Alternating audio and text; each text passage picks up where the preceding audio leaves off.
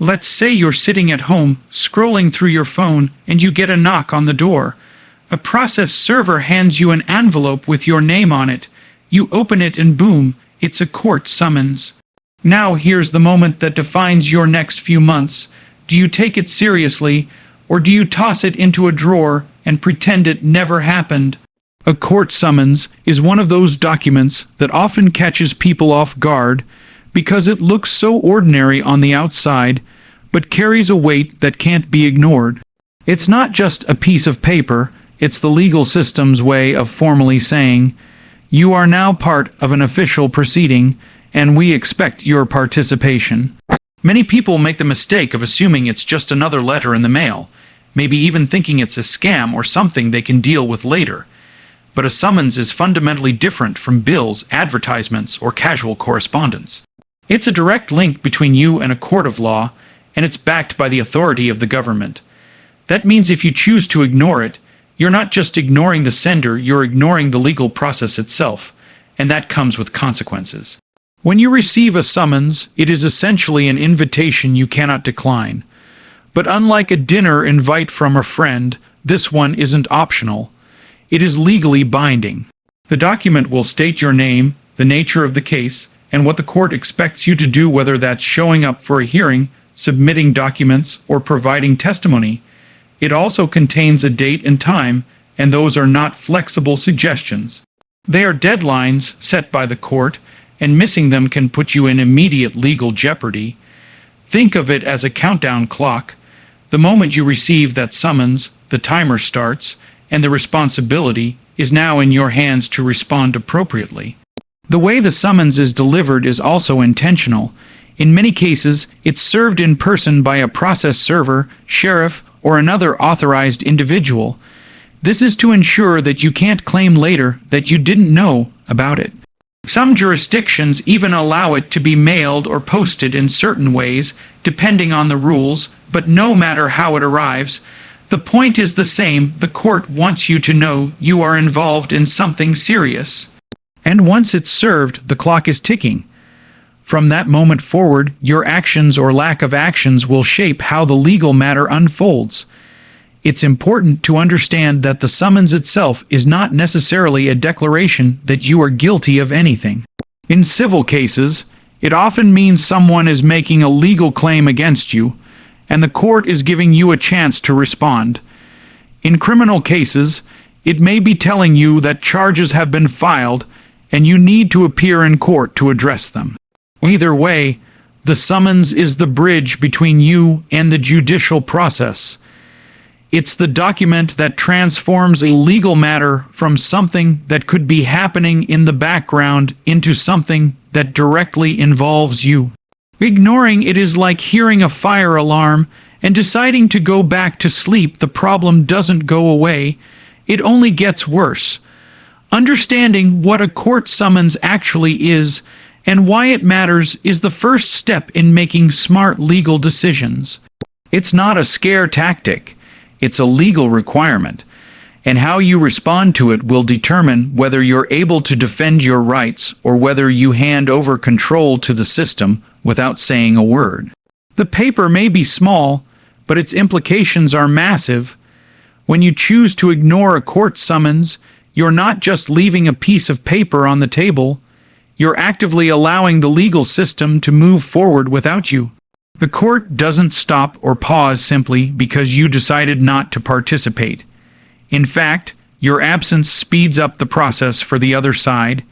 In a civil case, like a lawsuit over unpaid bills or a dispute with a landlord, ignoring the summons usually results in what's called a default judgment.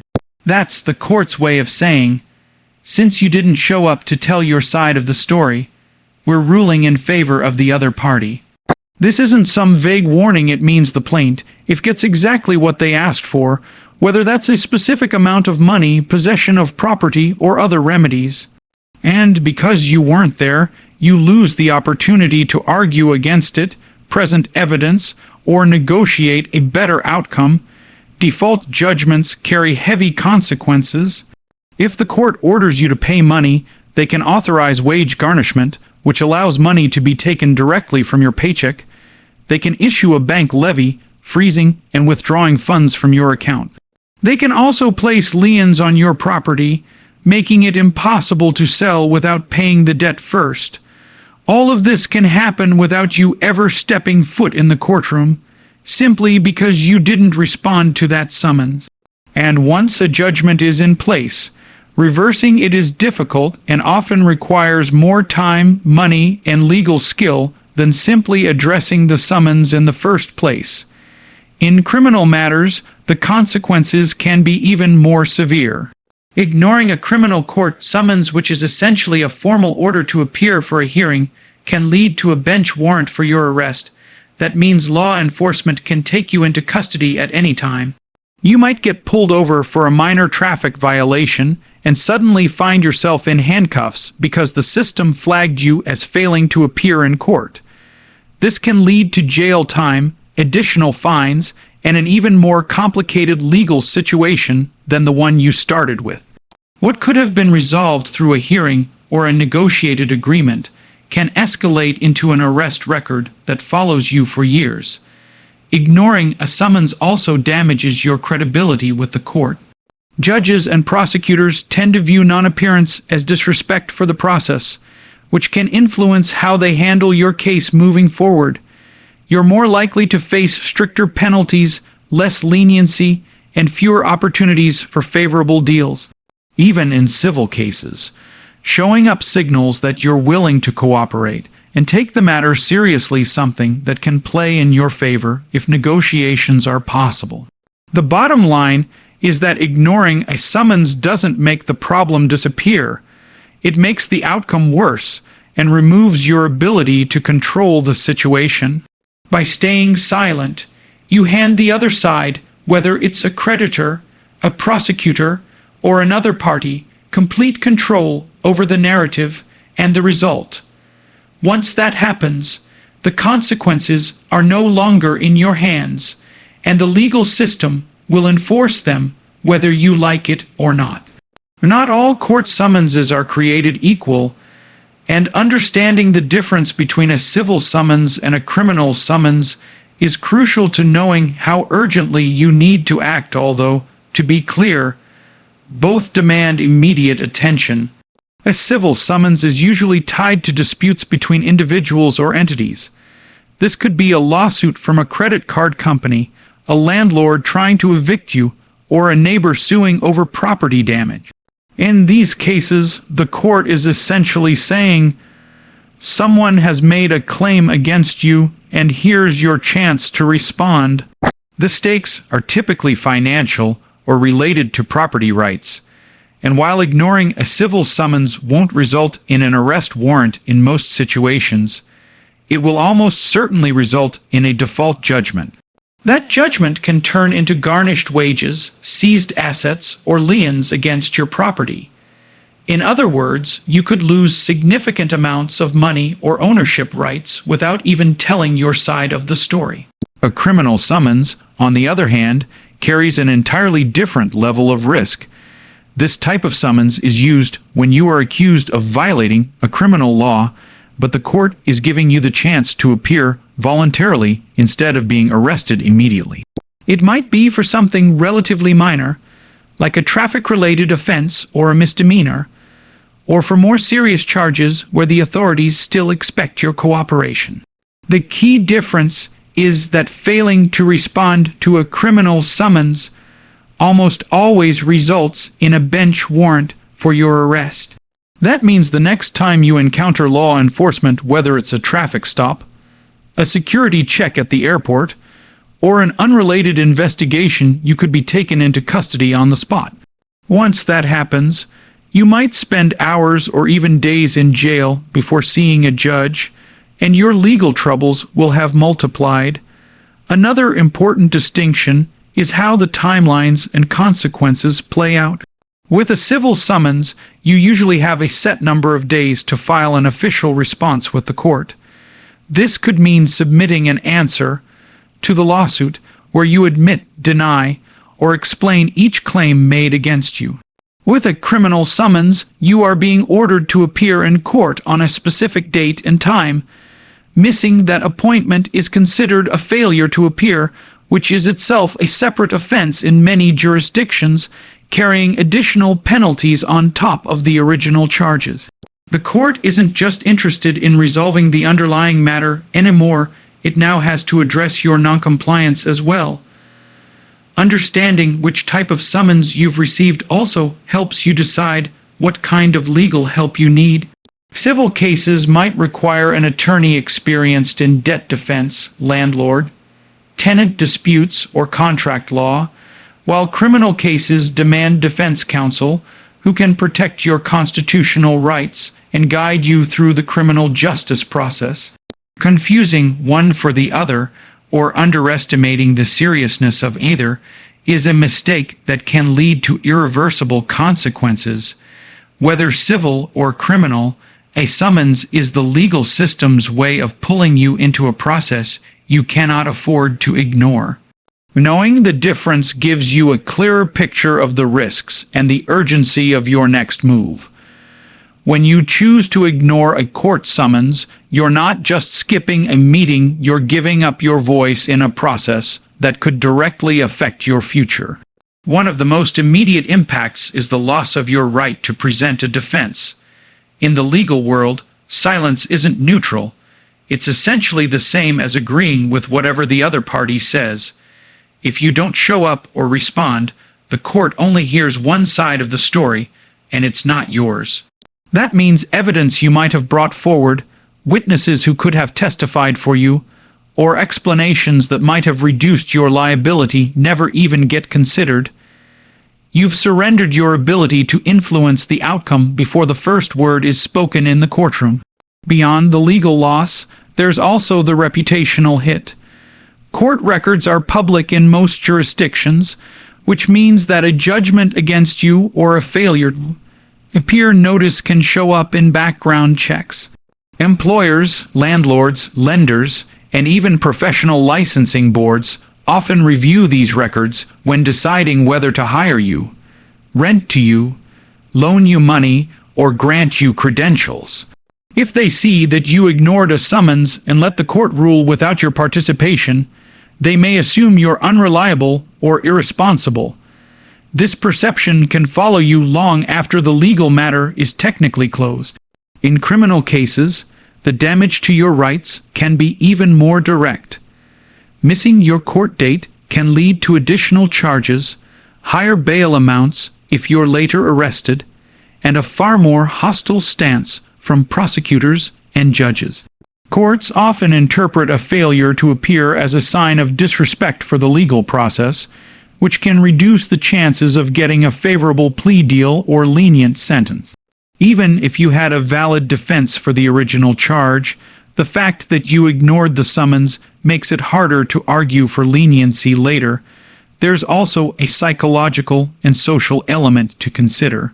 Once your name appears on court dockets with a negative notation like default judgment entered or bench warrant issued, that information can circulate far beyond the courtroom. In today's connected world, this can mean damage to your personal relationships, your professional standing, and even your ability to travel. Some countries won't issue visas to individuals with unresolved legal matters, and certain employers will avoid candidates with pending or past court compliance issues. Perhaps most importantly, ignoring a summons removes your chance to control the narrative. In court, perception matters. If you show up prepared, you can explain your side, present mitigating factors, or even reach a settlement that works in your favor. If you don't show up, the court sees you as someone who doesn't care, and that image can overshadow any facts or arguments you might have had. The law provides opportunities to defend yourself, but they only exist if you take them. By ignoring a summons, you hand over your rights and your reputation in one silent, irreversible move. The consequences of ignoring a court summons don't just end with an immediate judgment or warrant, they can linger for years, quietly affecting multiple areas of your life. Financially, a default judgment from a civil case can stay on your record for a long time, often up to a decade or more, depending on the jurisdiction. During that time, the winning party has the legal right to collect the debt through various enforcement methods. That can include wage garnishment, where a percentage of your paycheck is automatically sent to satisfy the judgment, or bank levies, which allow funds to be withdrawn directly from your account without your consent. Property liens can also be placed against your home or other real estate, meaning you can't sell or refinance without paying the debt first. These actions don't just drain your finances, they can make it extremely difficult to rebuild credit or regain financial stability. Credit damage is another long-term effect that many people underestimate. A judgment against you can appear on your credit report, lowering your score and making it harder to secure loans, credit cards, or even certain types of insurance.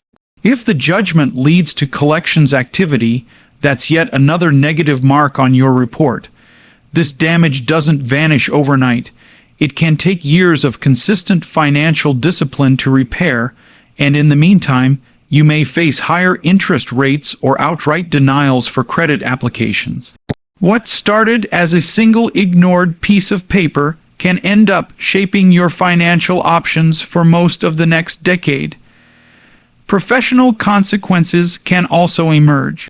Many employers now conduct thorough background checks, and some industries, especially those requiring security, clearances, financial trust, or professional licenses, take court compliance very seriously. A record showing that you failed to appear in court or had a judgment entered against you can be a red flag that affects hiring decisions or career advancement opportunities. For those already in licensed professions, ignoring a summons can be grounds for disciplinary action by licensing boards, which might include suspension or revocation of your credentials. There can also be travel implications. If ignoring a criminal summons led to an outstanding warrant, that can create issues when crossing borders or even passing through airport security. Some countries refuse entry to travelers with unresolved legal matters, and certain warrants can be flagged in international databases. Even domestic travel can be disrupted if an encounter with law enforcement reveals the outstanding issue. Socially and personally, these consequences can strain relationships. Friends and family may be drawn into the situation if assets are seized or if your arrest becomes public.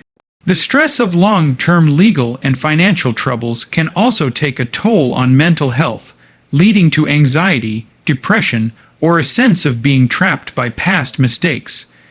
The real danger lies in the fact that these long-term effects don't announce themselves all at once. They build slowly, often catching you off guard months or years later, when you've almost forgotten about the summons you once ignored. By then, reversing the damage can be far more difficult and far more expensive than addressing it head on from the start. The smartest move you can make when you receive a court summons is to deal with it immediately and directly. That means reading the document carefully the moment you get it, understanding exactly what it's asking you to do, and taking steps to meet the deadline. A summons isn't written in friendly language, it's formal, sometimes intimidating, and filled with legal terms, but that's all the more reason to break it down piece by piece. Look for the case number, the parties involved, the type of case, civil or criminal, the court location, and the specific date or response deadline. Those details are your roadmap. Missing any one of them could put you at a disadvantage, even if you intended to comply. Once you've understood the basics, the next step is to get legal advice. Even if you think you can handle it on your own, a lawyer can explain the risks you might not be aware of and guide you toward the best possible strategy. In a civil case, an attorney might negotiate a settlement, challenge the evidence against you, or even get the case dismissed before it ever reaches a hearing. In a criminal matter, legal representation is even more critical, as your freedom, record, and rights could be at stake. If hiring a private lawyer isn't possible, you might be eligible for a court-appointed attorney or legal aid services. Responding on time is just as important as showing up. In civil matters, that usually means filing an answer, or a formal written response with the court before the deadline. In criminal cases, it means appearing in person on the specified date. Showing up doesn't guarantee you'll win, but it does guarantee you'll be heard, and that's the only way to defend your rights. Even if you think the case against you is strong, there may be legal defenses, procedural errors, or options for resolution that you're not aware of until you engage with the process. Documentation is another smart move. Keep copies of the summons, any correspondence, and proof that you responded or appeared. If you mail documents to the court, use certified mail or another trackable method. If you appear in person, keep a record of who you spoke to and what was discussed. These details can become valuable if there's ever a dispute about whether you complied. Finally, approach the situation with the understanding that court matters are rarely as bad as they seem when handled promptly, but almost always worse when ignored. Judges and opposing parties tend to work more cooperatively with people who show they are taking the process seriously. Even if the outcome isn't perfect, you'll likely end up with a better resolution by responding, participating, and advocating for yourself than by staying silent. The bottom line is simple. A court summons is not the end of the world, but ignoring it can make it feel that way. The smartest move is to face it head on, armed with information, legal guidance, and a willingness to engage with the process before it has the chance to take control of your life. Ignoring a court summons is never a harmless choice. It's an open invitation for the legal system to make decisions about your life without your input, and those decisions can follow you for years. Whether it's a civil or criminal matter, the safest and smartest course is to address it immediately, understand your obligations, and take action before deadlines pass. Showing up, responding on time, and seeking the right advice preserves your rights, protects your reputation, and gives you the chance to influence the outcome. The summons is not something to fear, but it is something to respect because in the end, how you respond to it will determine whether you remain in control or hand that control over to others entirely.